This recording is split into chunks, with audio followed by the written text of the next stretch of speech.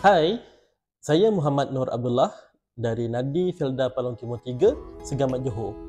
Saya belajar di Nadi yang berdekatan dengan rumah saya. Senang saya untuk hadir ke kelas bila diperlukan. Saya mengikuti program Mahir Foto di bawah Nadi Pembelajaran Sepanjang Hayat.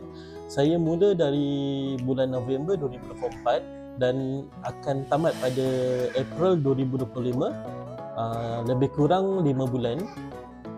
Kelebihan utama pembelajaran dalam talian bagi saya ialah fleksibel. Saya hanya perlu hadir ke Nadi untuk menghadiri kelas. Kadang-kadang jika saya tidak sihat, saya hanya menghadiri kelas dari rumah dan melaporkan kehadiran saya kepada pengurus Nadi. Kelas hanya seminggu sekali, jadi saya ada banyak masa untuk faham dan ulang kaji apa yang saya belajar. Saya belajar banyak benda baru, terutamanya teknik fotografi, elemen dan komposisi gambar, teknik rakaman video dan juga asas buat konten yang menarik. Secara tidak langsung saya juga belajar bagaimana untuk menyusun kerja saya dalam menghasilkan video atau konten yang menarik. Antara projek saya ialah mengambil gambar mengikut tema tugasan, iaitu elemen dan composition dalam fotografi. Walaupun gambar nampak biasa, bila ikut komposisi dan elemen yang betul, hasilnya nampak jauh lebih menarik. Saya juga hasilkan beberapa video pendek untuk tugasan videografi. Menghasilkan video pendek dengan macam mudah, namun untuk menghasilkan video yang mempunyai jalan cerita yang menarik dan tidak membosankan adalah cabaran utama dalam tugasan ini.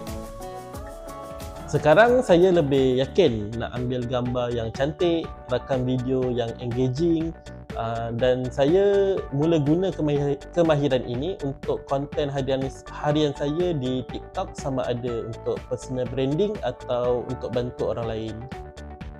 Saya rasa tahap kemahiran digital saya meningkat dalam pembelajaran secara dalam talian kerana saya banyak belajar guna apps untuk edit gambar dan video, urus masa untuk siapkan tugasan dan lebih cekap menggunakan tools digital.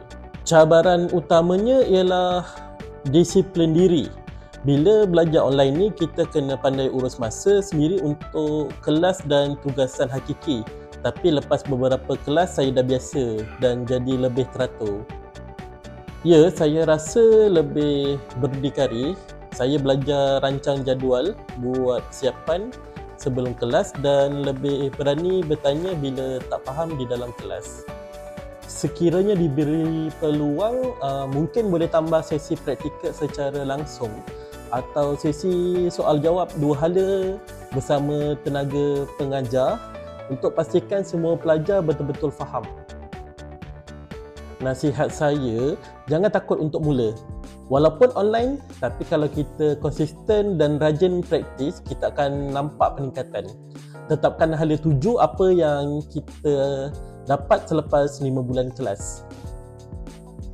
Bagi saya, kemahiran yang paling berharga dalam kelas ni ialah content creation. Sebab ianya gabungan semua kemahiran lain dan sangat berguna dalam dunia sekarang, terutama kalau nak buat personal brand atau bisnes.